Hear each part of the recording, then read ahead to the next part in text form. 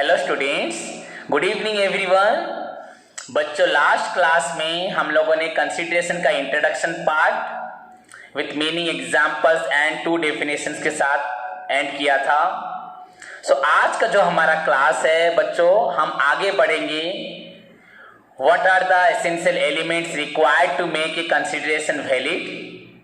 Section 2D में बच्चों consideration को वैलिड बनाने के लिए क्या क्या एसेंशियल एलिमेंट्स है। So before going to discuss about the elements of a valid consideration, first of all मैं 2 minutes आपका प्रीवियस क्लास में हम लोगों ने जो पढ़ा था उसको डिस्कस करना चाहता हूँ आपके साथ, उससे आपका रिवीजन भी हो जाएगा। फर्स्ट ऑफ ऑल कंसिडरेशन तो हम वेरी बिगनिंग से पढ़े हुए हैं कॉन्ट्रैक्ट के एसेंशियल एलिमेंट्स में, एंड फिर दोबारा कल पढ़े थे, and this is the third time हम कंसिडरेशन फिर से पढ़ रहे हैं। इंट्रोडक्शन पार्ट में मैंने आप लोगों को बताया था it is the foundation of every contract. A contract can be enforceable by law only when it is supported with consideration, and without consideration no contract can come into existence. That is why consideration is treated as the lifeblood of contract. As human being cannot survive without blood, similarly no contract can come into existence without consideration. First of all, we all know offer is the first part in the formation of every contract. Acceptance is the second part in the formation of every contract. Agreement gives birth through a contract only when it fulfills all the essential elements laid down in section 10 of the Indian Contract Act 1872. So whenever offer is accepted, it becomes agreement, and when an agreement fulfills all the essential elements, it becomes contract. But बच्चों, the basic point between the offer and acceptance, उन दोनों के बीच में रहता है बच्चों consideration. Both the party must get something from each other. अगर मैं आपको कुछ सर्विस दे रहा हूं, उसके बदले आप मुझे कुछ दे रहे हो, जो मुझे मिल रहा है that is for me consideration, जो आपको मिल रहा है that is for you consideration. So consideration is the foundation of every contract, and a contract can be enforceable by law, an agreement can be enforceable by law only when it is supported with valid consideration, only when it is made on the basis of valid consideration. That is why consideration is the foundation of every contract. Consideration is treated as the lifeblood of every contract. Now इतना ही था बच्चों introduction part, क्योंकि introduction ज़्यादा इसमें नहीं है। It is presented, it is defined under section 2D of the Indian Contract Act 1872. 2A में बच्चों ऑफर के बारे में एक्सप्लेन किया गया था, 2B में बच्चों हमारा एक्सेप्टेंस के बारे में था, and now 2D that gives you complete information about the term consideration, about the importance of consideration, about the elements required to make a consideration valid, and how consideration is essential for a valid contract, and it is most important part between the offerer and the offeree, promiser and the promisee. Whatever offer is given, whatever the way of accepting the offer, but there must be a consideration between the offerer and the offeree, otherwise a contract can never be a valid contract. So it is the foundation of every contract. Clear? This is all about the introduction. Then meaning part बच्चों, the term consideration means price. The word consideration, the term consideration means price. It means giving something in return of receiving something. Something in return of something. And without consideration, no contract can come into existence. इतना ही meaning था. If you extend the meaning, you can write the such consideration. You can write such consideration may be past, may be present or future. In case of past consideration, it was given in the past, but the benefits is to be received in future, will be taken in future, will be received in future. Consideration was given in the past, but the benefit will be received in future. In case of present consideration, both the consideration and the benefit are taken place at the same time. And in case of future consideration, consideration is given at present, but the benefits shall be received in future. In case of past, it was given in the past, but the benefit received in future. In case of present, both the consideration, अगर मैं आपको कुछ दे रहा हूँ, आपको service दे रहा हूँ, आपको पढ़ा रहा हूँ, आप मुझे फीस दे रहे हो, so both the consideration and the benefit both are taken place at the same time. पर बच्चों पढ़ाना और मिलना ये प्रेजेंट कंसिडरेशन नहीं है. कैश सेल, सपोज मैं आपको एक चॉकलेट बेच रहा हूँ, मैंने आपको डेयरी मिल्क सिर्फ एक चॉकलेट बेचा, आपने मुझे तुरंत उसके बदले में 70 रुपीज दिया, तो मुझे 70 रुपीज मिला, that is for me benefit, और आपको मैंने जो दिया वो आपके लिए कंसिडरेशन, मेरे लिए पैसा कंसिडरेशन, आपके लिए chocolate consideration. So in case of present consideration both the consideration and the benefit is taken immediately. And मैं आपको जब पढ़ा रहा हूं, अगर आप पढ़ाई के लिए पेमेंट मुझे 1 महीने के बाद देते हो, that is called future consideration. It is given at present but the benefit is received in future. And अगर आप लोग मुझे एडवांस देते हो तो benefit is received at present. अगर मैं बोलूं कि मुझे कंसिडरेशन मिल जा रहा है पर आप लोग को बेनिफिट फ्यूचर में मिलेगा. So in case of past consideration it was given in the past and benefit is received in future. In case of present consideration, both the benefit as well as the consideration is taken place at the same time. And in case of future consideration, it is given at present, but the benefit is received in future. So in this way, you can explain the consideration may be past, present, or future. But remember that it must be real. It should not be illusory. It cannot be illusory. काल्पनिक नहीं होनी चाहिए. It must be real. It must be there. Between the offerer and the offeree, between the offer and acceptance, within an agreement, within a contract. Otherwise, a contract can never be enforceable by law and cannot be said to be a valid contract. So it is the foundation of every contract. So this is all about the meaning, and we can write an example. But A offered to sell his house worth rupees 30 lakhs to B. B accepted the offer and agreed to pay rupees 30 lakhs to A. So if such agreement is made, बन तो गया है, अगर बन जाता है, and in real sense A sold his house and B made the payment, अगर payment दे देता है बच्चों, for A 30 lakhs is the consideration, उसको पैसा मिला, and for B बच्चों house is the consideration. It is a contract between A and B, where A agreed to sell his house to B. B agreed to pay rupees 30 lakhs to A. So if agreement हो जाता है, contract हो जाता है, offer हो जाता है, so what is the consideration for A and what is the consideration for B? For A consideration is rupees 30 lakhs and for B consideration is the house. So what the contract between A and B to sell and buy the house is made on the basis of two things, house and 30 lakhs. For A 30 lakhs is the consideration and for B house is the consideration. So this is the example. Now comes to the definition. I told you two definition. One is the personal definition of Pollock and another one is the definition as per section 2D of the Indian Contract Act 1872. First of all, Pollock said that according to Pollock, consideration is the price for which the promise of other is bought. बताया था मैंने आपको, consideration is the price for which the promise of other is bought, जिसके द्वारा हम किसी और का promise खरीद लेते हैं. हम किसी का promise खरीद लेते हैं. हम आपको बोलेंगे भैया हम आपको 100 रुपये देंगे, आप हमारा सामान वहां पहुंचा दोगे हमारे गोडाउन तक, तो आप हाँ बोलते हो, तो हमने 100 रुपये देके आपका प्रॉमिस खरीद लिया. एंड आप जो उस समय हमारे पैसे के लिए जो प्रॉमिस देते हो वो भी एनफोर्सेबल होना चाहिए. मतलब वो भी लॉ के अंदर में एनफोर्सेबल, लॉ उसको एक्सेप्ट करना चाहिए. ऐसा नहीं अगर मैं आपको बोलूं भैया मैं आपको 5 लाख रुपए दूंगा, आप किसी को किडनैप करो, किसी का मर्डर करो, तो वहां पे बच्चों 5 लाख रुपए देना गलत नहीं है, पर किसी को किडनैप या मर्डर करना गलत है, तो वो एनफोर्सेबल नहीं होगा. तो according to Pollock, consideration may be defined as a price for which the promise of other is bought. किसी और का promise, किसी और की प्रतिज्ञा को हमने खरीद ली.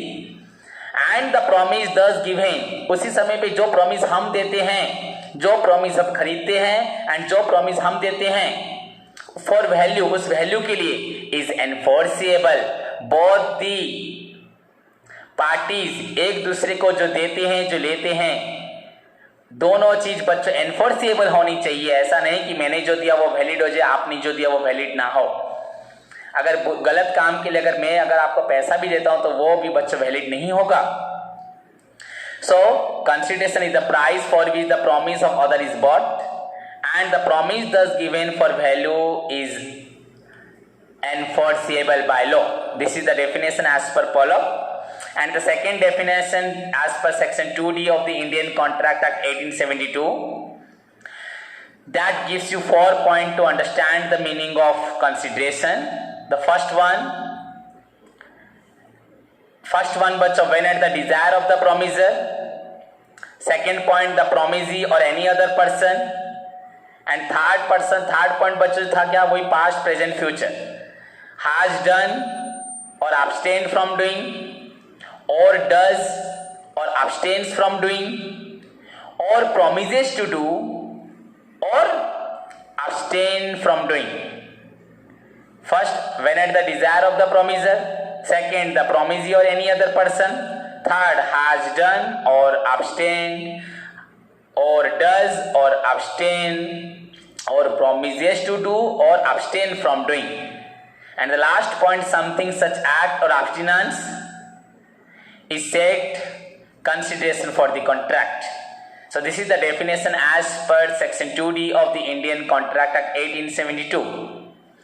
So this is all about that we discussed in the last class, and अभी मैंने आपके सामने फिर से डिस्कशन कर दिया. होप सभी का क्लियर हो चुका होगा. बच्चों रिमेंबर, कभी भी कोई भी टॉपिक स्टार्ट करने से पहले हमें बैकग्राउंड को 2, 3, 4, 50 बार भी पढ़ना चाहिए जब तक हमें पूरी तरह से समझ ना आए. जैसे कि मेरी ड्यूटी आप लोगों के सारे डाउट्स को क्लियर करना है, हर एक न्यू क्लास में लास्ट क्लास का रिवीजन करना है, वैसे ही बच्चों आपका भी काम है कि हर एक न्यू क्लास पढ़ने से पहले अपने आप को रिवाइज करके आएं. एंड घर पे भी अगर सेल्फ स्टडी कर रहे हो, हर एक नए क्वेश्चन से पढ़ने से पहले उसका बैकग्राउंड, उससे प्रीवियस क्वेश्चंस के बारे में पढ़ के पूरी तरह से तैयार हो, फिर आगे बढ़े. सो दैट हमारे each and every doubt from every point of view, from every angles will definitely clear. बच्चों अपने आप हो जाएंगे और हमें वरीड होना नहीं पड़ेगा. एंड ये हमारा प्रैक्टिस बन जाएगा और हमें बड़े बड़े क्वेश्चंस भी आसानी से याद रखने में बहुत ही कम समय लगेगा. And we will become expert one day. एक दिन हम एक्सपर्ट बन जाएंगे, कोई भी क्वेश्चंस को लिख सकेंगे, बना पाएंगे. ओके बच्चों, सो नाउ लेट नहीं करते. Today's topic is what are the essential elements for a valid consideration. Valid consideration के लिए बच्चों वैलिड एलिमेंट्स क्या क्या हैं. So as per section 2D of the Indian Contract Act 1872, the following are the essential. So first essential elements है, it must move at the desire of the promiser. बच्चों as we know बच्चों सारे characteristics, सारे features जो होते हैं वो meaning definition से ही निकलते हैं. तो इसका जो पहला characteristics है under section 2D में बच्चों, it must move at the desire of the promiser. तो इसके अंदर हम लोग क्या लिखेंगे बच्चों, the first essential elements of a valid consideration, the first essential characteristics elements of a valid consideration is that बच्चों, it must move at the desire of the promisor. It must move at the desire of the promisor. Promisor की अपनी इच्छा से ही ये बनेगा, होगा, कोई pressurise नहीं करेगा, कोई थर्ड पार्टी से नहीं होगा. बच्चों द एक्ट और एब्स्टिनेंस करना है या नहीं करना, must perform at the desire of the promisor himself. The promise to do, the act to do must be made at the desire of the promisor. बच्चों द परफॉर्मेंस और the act cannot be done, cannot be moved at the desire of the third party. बच्चों किसी third party की Dzire से नहीं होगा. It must move at the desire of the promiser himself. It may be expressed, it may be implied, but the first essential elements of a valid consideration is that it must move at the desire of the promiser himself. Promiser से ही निकलना चाहिए. This implies that the act of any other person, any third party other than the promiser is not said to be a valid consideration. इसको valid consideration नहीं बोला जाएगा. Example बच्चों, ए saw, A ने देखा, B drowning in pond, A ने देखा B तालाब में डूब जा रहा है, and saved his life, and उसकी जान बचाई. So here A can not demand some prize from B because it is a voluntary act. A ने बी को डूबते हुए देखा, बी डूबते वक्त चिल्ला रहा था, जो कुछ भी कर रहा था, एंड ए ने बी को बचाया. इस बचाव के लिए ए बी से कुछ प्राइस नहीं मांग सकता क्योंकि ये वॉलंटरी एक्ट है, एंड बी ने बोला भी नहीं होगा कि मुझे बचाओ तो मैं आपको 2 लाख 3 लाख 5 लाख रुपए दूंगी या कुछ पैसे दूंगी. ऐसा हो ही नहीं सकता. एक तो डूब, ऐसा नहीं होता. एंड बच्चों ये वॉलंटरी एक्ट होती है, इसके लिए कोई एग्रीमेंट या कॉन्ट्रैक्ट नहीं होता. तो बच्चों यहाँ अगर कोई भी कॉन्ट्रैक्ट में कोई भी कंसिडरेशन होता है तो वो प्रोमिजर एंड प्रोमिजी, हम सेकेंड पॉइंट प्रोमिजी के लिए पढ़ेंगे. बट एक इंसान खुद अपनी मर्जी से कंसिडरेशन या अपना सेवा, अपनी सर्विस या अपना प्रोडक्ट देने के लिए राजी होता है. द एक्ट और the performance can not be moved from the desire of the third party. मेरी मर्जी में आपको पढ़ाऊंगा और कोई बोल देगा मैं आपको पढ़ाऊंगा, ऐसा नहीं हो सकता. हाँ, अगर मैं उसके अंडर में काम करता हूं तब होगा, तब मैं उसका एम्प्लॉई हूं, उसका सर्वेंट हूं. So the first essential elements of a valid consideration is that it must move at the desire of the promisor. The act और abstinence must have been done at the desire of the promisor himself. It means the act or promise at the desire of the third party other than the promiser is not said to be a valid consideration. It may be expressed, it may be implied, no matter. मैं अभी दूंगा आपको, express कर रहा हूं, implied में दे रहा हूं, जैसे भी हो सकता है बच्चों. बट समझ में आया कि नहीं आया? So A saw B is drowning in a pond and saved his life. Here A cannot demand any claim from the B because it is a voluntary act, and B ने ऐसा नहीं बोला था. Okay बच्चों, second point, the second essential elements of a valid consideration, it must move at the desire of the promisee or any other person. promisee हो या और any other person हो, वो अदर पर्सन भी बच्चों प्रोमिजी बन जाएगा. ये तो लॉ में लिखा है तो हमें बताना पड़ेगा. मैं अगर अपने मन से पॉइंट्स बना दूंगा नहीं होगा, तो यहाँ पे लॉ के पॉइंट्स है, बस हम आपको एक्सप्लेन कर सकते हैं. So it must move at the desire of the promisor और any other person at the desire of the it must move at the desire of the promisee. Promisor नहीं, प्रोमिजी. पहला पॉइंट था it must move at the desire of the promisor. Second point बच्चों it must move at the desire of the promisee और any other person. If suppose मैं promisor हूं, मैं अगर आपको कुछ बोलता हूं काम करने के लिए, if at the desire of the promisor the promisee has done something और any other person has done something. अगर मेरी मर्जी से, मेरी मर्जी मतलब मेरे कहने से, मेरी बात को रख के अगर आप कुछ काम करते हो तो आप प्रोमिजी बने. या कोई भी इंसान कुछ काम करता है तो मेरी बात को रख के, तो वो बच्चों क्या बन गया? प्रोमिजी बन गया. If at the desire of the promisor the promisee has done something, अगर प्रोमिजी कुछ करता है, that is known as consideration. Suppose मैंने बच्चों बोला न्यूज़पेपर में कि दोस्त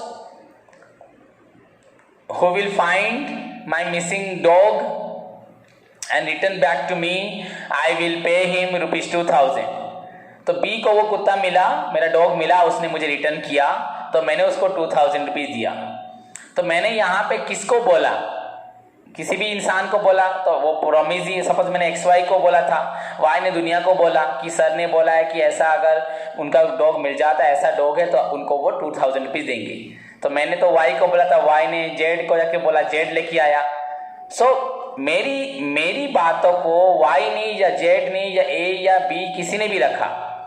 When at the desire of the promiser, the promisee or any other person has done something, कुछ भी करते हैं, that is also known as consideration. That is also valid consideration. Okay बच्चों. बट जैसे first of all at the desire of the promisor था, अब मेरी बात को मान के आप लोगों ने काम किया at the desire of the promisee, but first of all my request को तुम लोग रखोगे। तो फर्स्ट पॉइंट बच्चों, it must move at the desire of the promisor.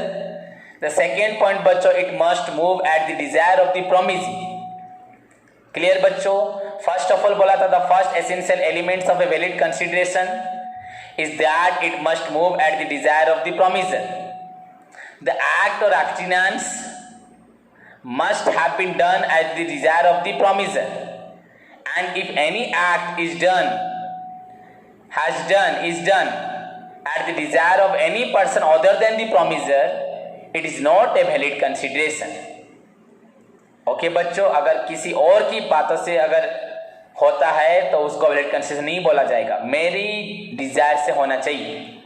Second point, it must move at the desire of the प्रोमिजी।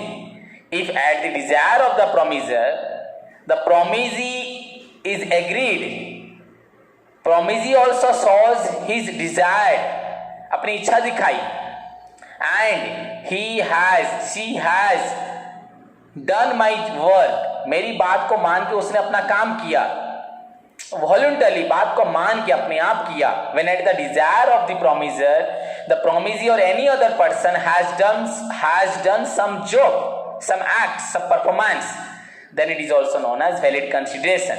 So first of all, it must move at the desire of the promiser, and second point, it must move at the desire of the promisee.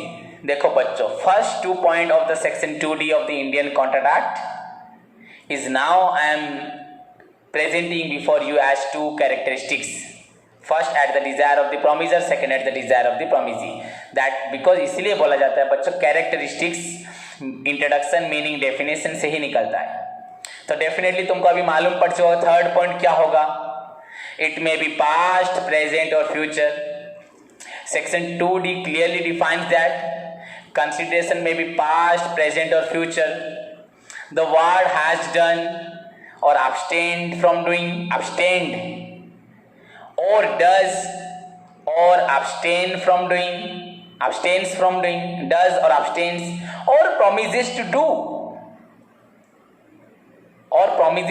or abstain from doing something such act or abstinence। ये जो act या abstinence, ये काम करेंगे या ये काम हम कभी नहीं करेंगे, that is called consideration। बच्चों देखो, तीनों word has done, second does, third promises to do, तीनों में do, done, does, to do। done मतलब हो चुका है, does मतलब करेंगे अभी, to do फ्यूचर में करेंगे। so done, past, does, present, to do, future। so it may be past, present or future, no matter, but there must be a consideration। okay बच्चों, consideration is the price, that price may be, that consideration may be, that benefit may be exchanged in past and future, at the same time in present, or at present and in future। past future मतलब past, present मतलब present, and present future मतलब future। so consideration may be past, present और future. समझ में आया बच्चों? इसी के साथ बच्चों थर्ड पॉइंट हमारा होता है it may be past, present और future.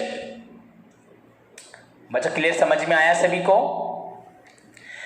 First point, it must move at the desire of the promisor. Second point, the promisee it must also move from the desire at the desire of the promisee. And third point बच्चों, consideration में भी past, present और future. तो तीनों point बच्चों definitions में थे। Hope आप सभी को समझ में आया होगा बच्चों। अब नेक्स्ट पॉइंट बच्चों, द वेरी इंटरेस्टिंग पॉइंट जो भी मैंने आपको कल बताया था लास्ट क्लास में, it need not be adequate. Consideration need not be adequate, but there must be a consideration. Adequate मतलब बच्चों सफिशिएंट। सपोज मेरी मर्जी, मैं आपको अपना घर बेचना चाहता हूं, उस घर का प्राइस बच्चों 50 लाख से, मैं आपको 50,000 में बेचना चाहता हूं। मुझे खुशी है, मैं देना चाहता हूं, आप मेरे बहुत सालों के दोस्त हो, सो लीगली बेच रहा हूँ, दोस्ती में दान नहीं कर रहा हूँ, लीगली दे रहा हूँ या किसी गरीब इंसान को दे रहा हूँ, किसी को जरूरतमंद इंसान को दे रहा हूँ, तो 50 लाख से घर को मैं उसको अपनी स्वेच्छा से दे रहा हूँ। 50 लाख से घर को मैं उसे 50,000 में दे रहा हूँ या 5,000 में दे रहा हूँ या 5 रुपीज में दे रहा हूँ या 1 रुपीज में दे रहा हूँ। तो मैंने उसको अपना घर दिया, उसने उसके बदले मुझे 5 रुपीज या 50 रुपीज या 50,000 रुपीज दिया। तो बच्चों दिस इज ए कॉन्ट्रैक्ट, ये वैलिड कॉन्ट्रैक्ट है। हाँ, इसमें देखा जाएगा जब हम लोगों में एग्रीमेंट होगा, हम जाके कोर्ट में एग्रीमेंट करेंगे रजिस्ट्री ऑफिस में, तो वहां पे सामने हमारे एक जज होंगे और ऑफिसर्स होंगे जो हमें पूछेंगे आप 50 लाख का घर आप 5,000 में बेच रहे हैं, क्या आपको इस इंसान ने कोई प्रेशराइज किया है, कोई धमकी दी है, या आप खुशी से अपने मन से बेचना चाहते हैं? तो मैं बोलूंगा अपने मन से बेचना चाहता हूँ, किसी प्रकार का दबाव नहीं है। आप पूरे मन से बोल रहे हैं? हाँ, मन से बोल रहा हूँ, मेरी इच्छा है बेचने का, मुझे कोई प्रॉब्लम नहीं है, मेरे पास और भी प्रॉपर्टीज है, तो मैं अपनी खुशी से दे रहा हूँ।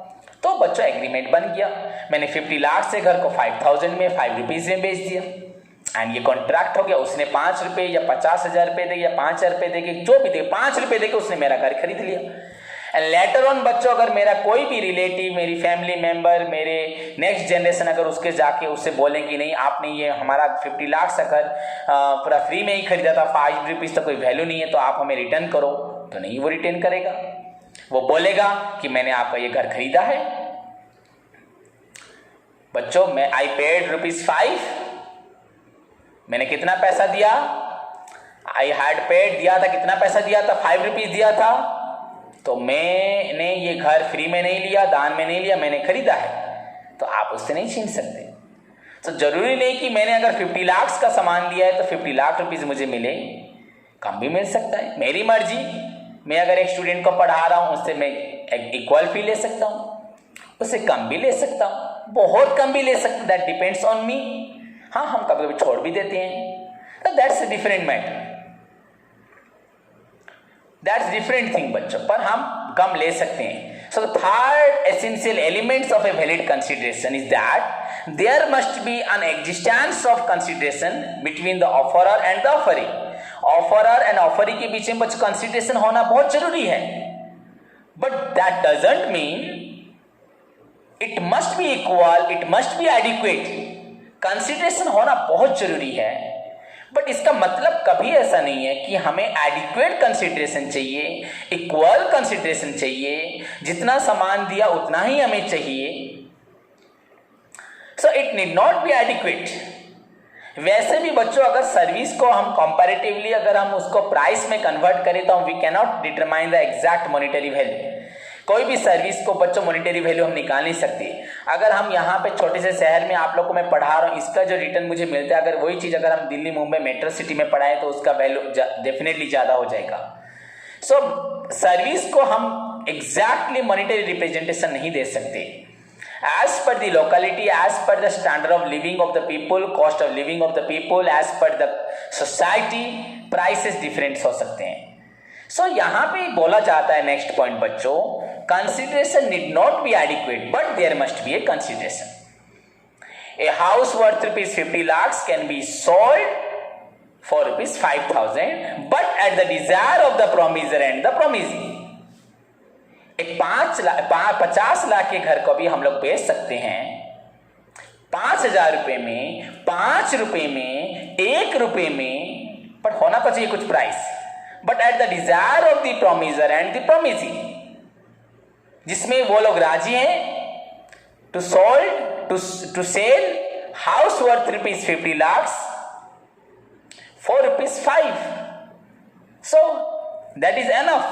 There must be a consideration between the parties. There is no need of equal consideration, adequate consideration, but there is a need of consideration. So this is the next point. This is the fourth point that is very essential to know about the real meaning of consideration. As first point says that it must move at the desire of the promiser. The second point, it must move at the desire of the promisee. It may be past, present or future. Now the point, both parties at the desire of the promiser and at the desire of the promisee, they agreed to sell a house worth rupees 50 lakh for rupees 5,000. So it is valid. Okay बच्चों, तो इसी के साथ 4 point हमारे खत्म हुए. First point, it must move at the desire of the promisor. Second, it must move at the desire of the promisee. It may be past, present और future. It need not be adequate. समझ में आया बच्चों? So बच्चों next point, 5th number point हुआ it must be real. ये भी आप लोग पढ़ चुके हो, मैंने बताया आपको. इट मस्ट बी रियल बच्चों. सो बच्चों देखो, first point, it must move at the desire of the promisor. It must move at the desire of the promisee. It may be past, present और future. And it need not be adequate. जरूरी नहीं है ये adequate होना. Now the 5th number point is that, 5th number point is that बच्चों, 5th number point है आपका, 5th number point आपका बता रहा है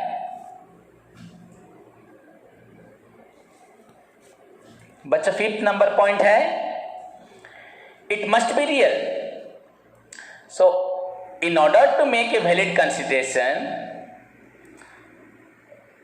no matter consideration is inadequate. एक जना बड़ा चीज दे रहा है, एक जना छोटा चीज दे रहा है. But it is important to note that, it is very important to note that it must be real. It cannot be imaginary or illusory.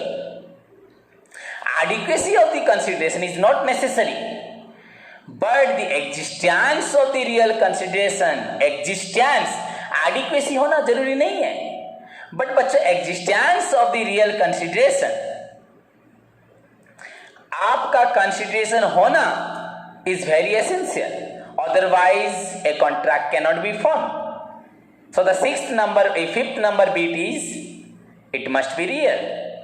First point, it must move at the desire of the promiser. Second point, the promisee or any other person, it must move at the desire of the promisee or any other person. Third point, it may be past, present or future. Fourth point बच्चों, it need not be adequate. 5th बीट बच्चों हुआ it must be real. It should not be illusory. Now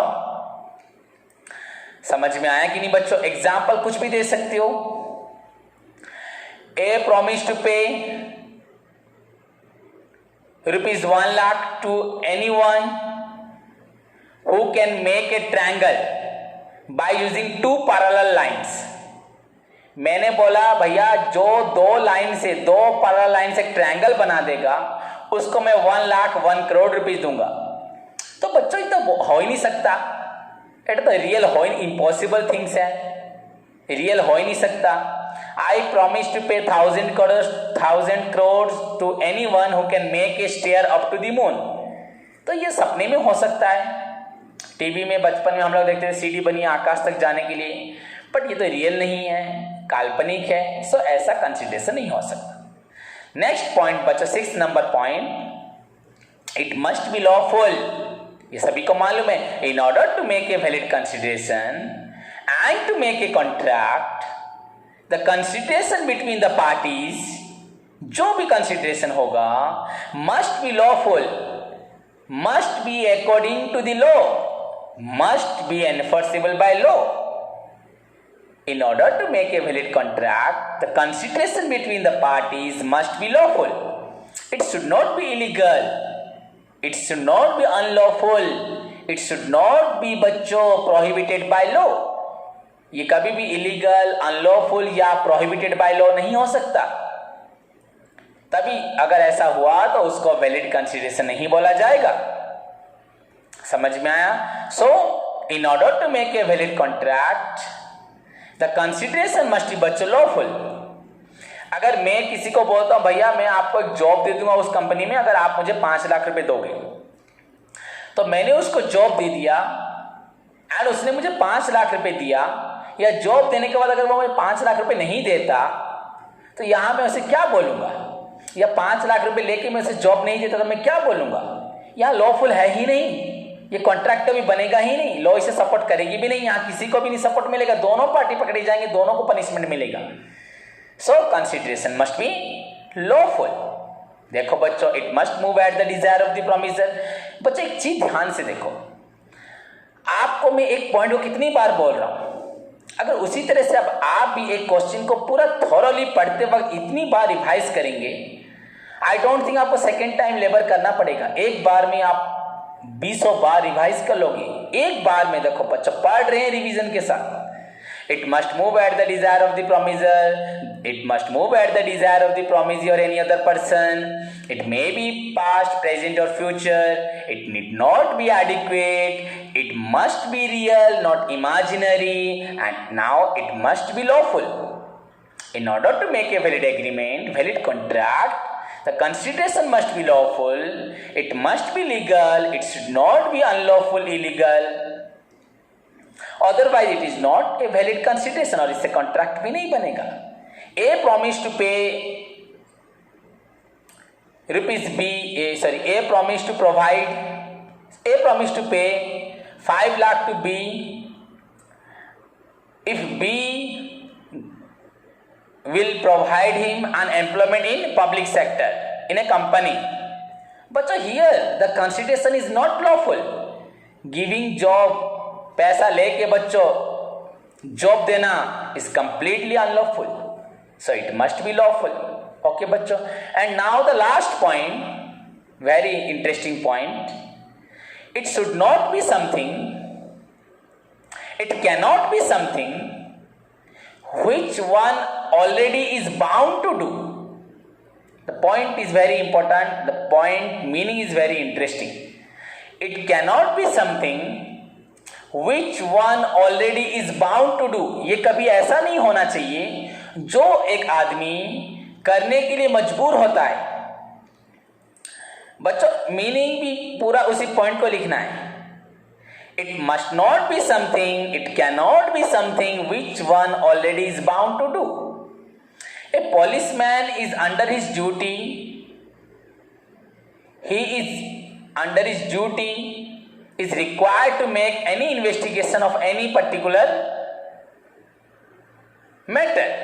कोई भी अगर matter होता है, कोई भी इन्वेस्टिगेशन चाहिए है उसके लिए, कोई इंक्वायरी चाहिए केस के लिए, so police man is under his duty, he must perform his part of the duty.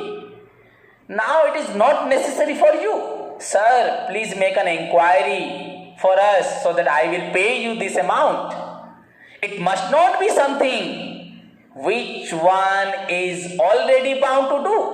The policeman is under his duty to make a proper investigation, reliable investigation, authentic investigation and solve the matter to his best. For this we do not require to give him any money. A government staff, a government doctor, a government teacher, a government lecturer is under his duty to perform his part of the duty. उनका obligation है, वो बच्चों को पढ़ाएंगे, patient को treatment देंगे। यहाँ patient को, डॉक्टर को कोई पर्सनली कुछ पैसा देने की जरूरत नहीं है। अगर देते हो और वो काम करते हैं तो बच्चों ये लीगल नहीं है। ऐसा हो रहा है, आई नो ऐसा हो रहा है, but this is not right, this is not valid. So it must not be something which one is already bound to do. अगर ऐसा होता है तो बच्चों यहां पे अगर आप डॉक्टर को पर्सनली पैसा देके अपना ऑपरेशन अच्छे से करवाने के लिए सोचते हो बच्चों, he is under his duty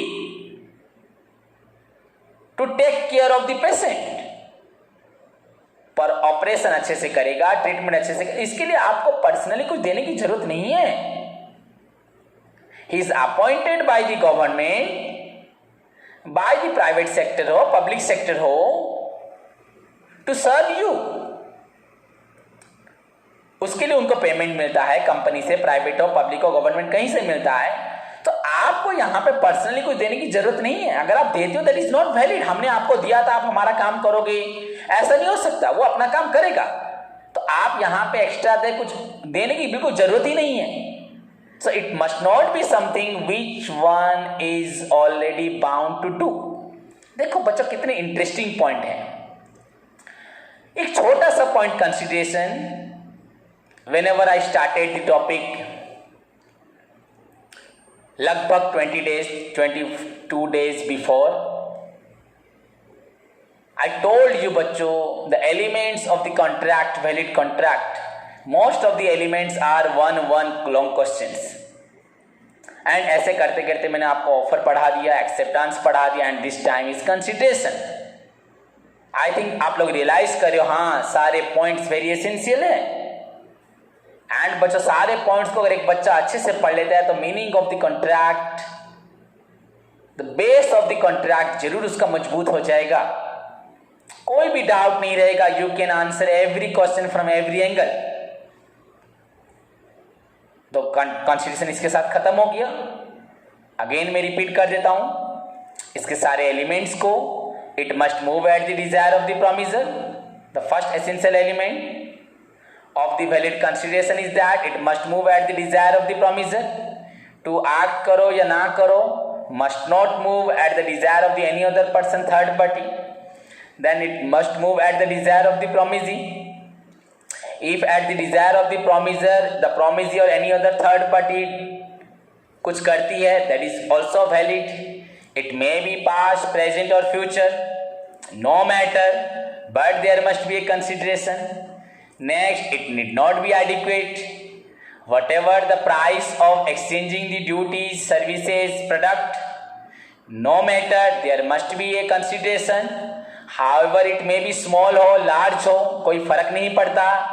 Adequacy is not important to make a valid consideration. Adequacy कोई जरूरत नहीं है. Need of consideration की जरूरत है. Next, it must not be illusory. It must be real. ये real होना चाहिए, कभी भी illusory काल्पनिक नहीं होना चाहिए. Otherwise, it is not a valid consideration. Next, it must be lawful. It cannot be unlawful, illegal. Consideration कभी illegal नहीं हो सकता, अनलॉफुल नहीं हो, अरे हो तो सकता है सब चीज, बट कॉन्ट्रैक्ट में नहीं हो सकता. अदरवाइज अगर ऐसा इलीगल अनलॉफुल कंसिडरेशन होगा, देन दैट जो कॉन्ट्रैक्ट बनेगा that can not be a valid contract. So it must be lawful, it must be legal. Okay बच्चों. And the last point, it must not be something which one already is bound to do. It should not be something, it can't be something which one is under duty, under obligation is already bound to do.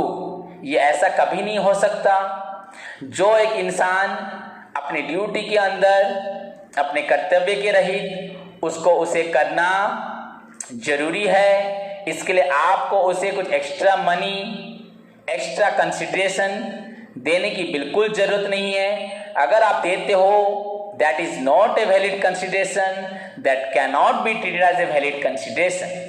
So it must not be something which one is already bound to do. So these are all the essential elements of a valid consideration. To make a contract valid, as offer is essential, as acceptance is essential, the third basic point is consideration, which is treated as the lifeblood of the contract, the foundation of the contract. So hope बच्चों सभी को मैंने जो पढ़ाया पूरे अच्छे तरीके से समझ में आया होगा. फिर भी अगर आपको कोई भी डाउट रहता है, you can ask me. Class के बाद तुरंत पूछ सकते हो, और you can write me your doubt through email करो या व्हाट्सएप करो. मैं कोशिश करूंगा तुरंत सॉल्व करूंगा, नहीं तो नेक्स्ट क्लास में आपके डाउट्स को विद एग्जाम्पल के साथ क्लियर करूंगा. पर मैं एक्सपेक्ट करता हूं मैंने जितना पढ़ाया आप सभी के सारे डाउट सारे एंगल से क्लियर हो चुके होंगे. So now it is your duty, class खत्म होने के बाद किस तरह से मैंने आपको जो पीडीएफ भेजा है उसको पढ़ के अच्छे से समझ के याद करके आगे बढ़ोगी. सो बच्चों तब तक के लिए टेक केयर, बाय बाय.